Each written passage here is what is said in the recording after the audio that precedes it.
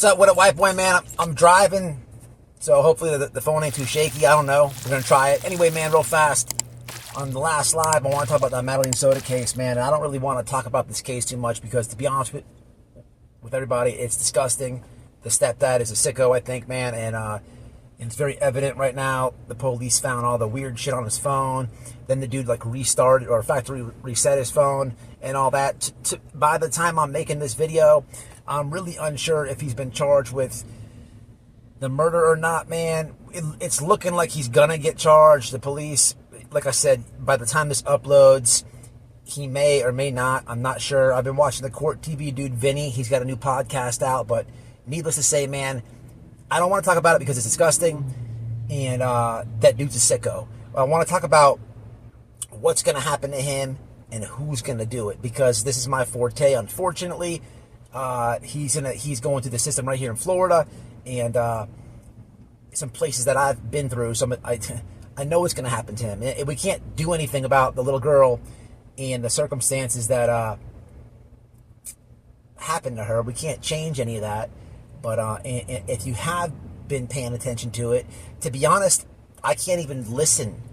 I've heard YouTubers like read the paperwork and the description of the details of what happened to this little girl, and it disgusts me. I barf in my mouth. So, man, look, I'm going to talk about this because I'm satisfied with my own knowledge of what's going to happen to him. I might review when this dude does get sentenced, only because I'm looking forward to this video and what I'm telling you what's going to happen to him. So if you can understand all that, you know, I just don't want to talk about it because I don't know what's going on in the world, man. There's a whole bunch of sickos, man. It's like we keep getting all these weird sex shit happening. Like the weird sexual shit is on the rise, and I just can't understand it, man. Anybody else feel like that? But regardless, look, the dude, this happened in Florida, Orlando area. I've never been to the jail there. I've heard it's ratchet. I've heard it's tough, and I'm saying that because when I was in prison with guys in the Department of Corrections here in Florida, I've been locked up with a lot of guys in prison who went through the Orlando jail. They have a couple of them, I believe, but so I don't know exactly what jail he's in. But it's not about what happens in jail. I'm sure if I had to guess in jail, what's going to happen to this guy is they're going to put his shit on the door because nobody wants to live with no weirdo like that. But that's jail. Jail is like a bubblegum camp. Jail is nothing. There's a big difference between jail and prison, a huge difference. Jail is where you go on driving on suspended or DUIs and stuff like that. It's also where you get held. It's also where the people doing murders and the weirdo like this guy is going to get held. But, you know, for the most part, jail is nothing. In prison, it's a whole different ball game, especially in Florida.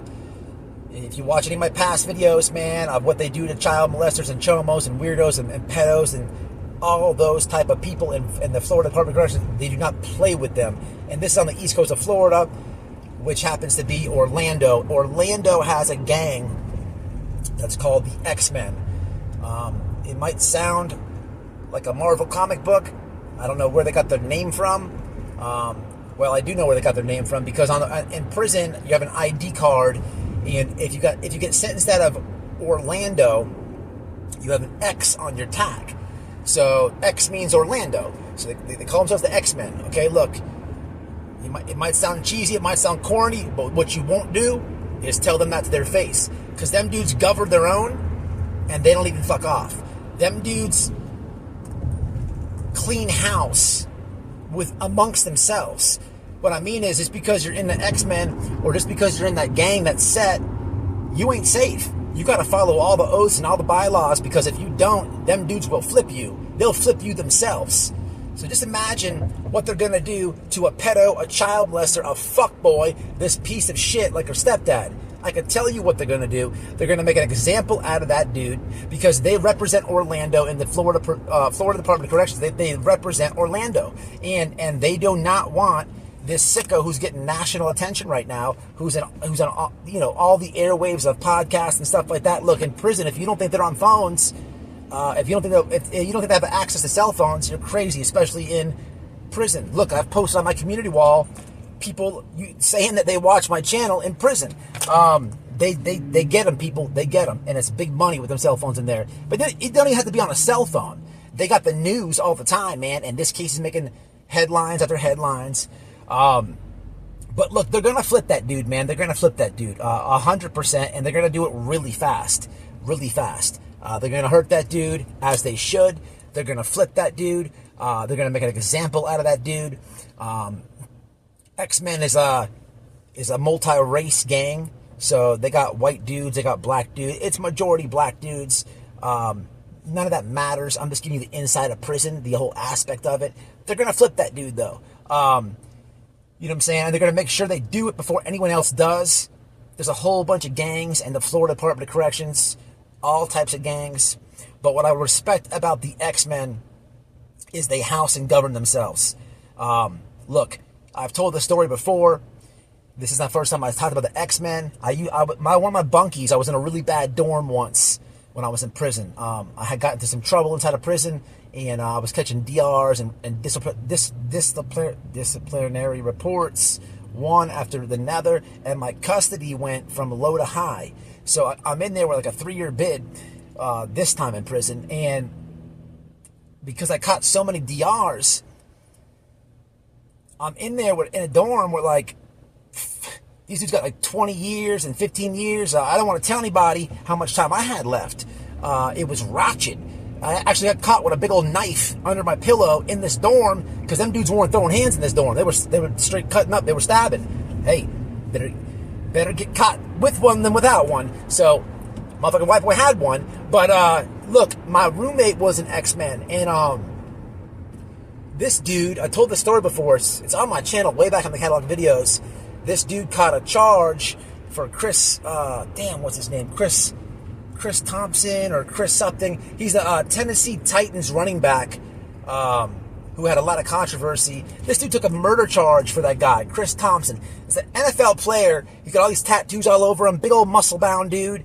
Black running back for the Tennessee Titans. He took the charge for him. And this dude was like a celebrity status because everybody know that he was homeboys with this NFL star, and dude would come see him in visitation and everything. I ended up being bunkies with him.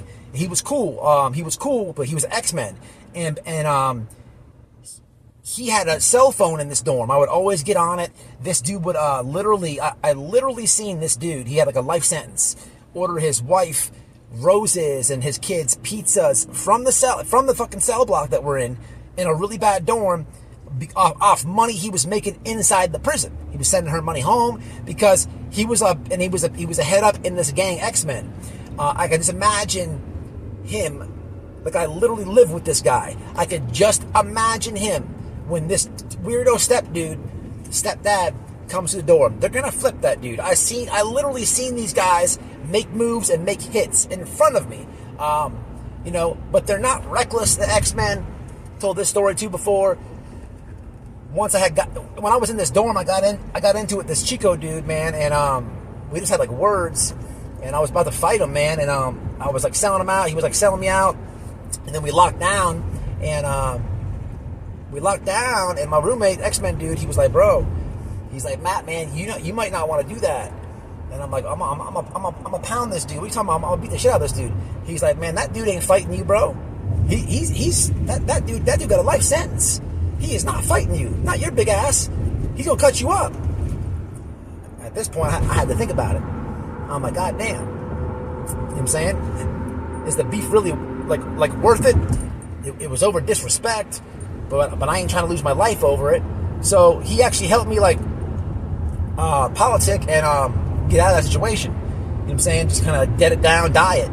But this is what I'm talking about, man. This is gang politics, man. Specifically with the X-Men. And if your stomach turns because you haven't been paying attention to this little girl's case, if it makes you disgusted, if it makes you upset, mad, understand what I'm telling you is that dude's going to get flipped without a doubt by some motherfuckers that are about it, man. And that's a promise. That's a promise I'm making right here on this channel. We can't do nothing about the little girl and that she's gone. We can't do nothing about the horrendous things that's happened to her. But what you can do is look forward. Even if that dude, no matter what he gets convicted of, you can look forward to this promise on this channel.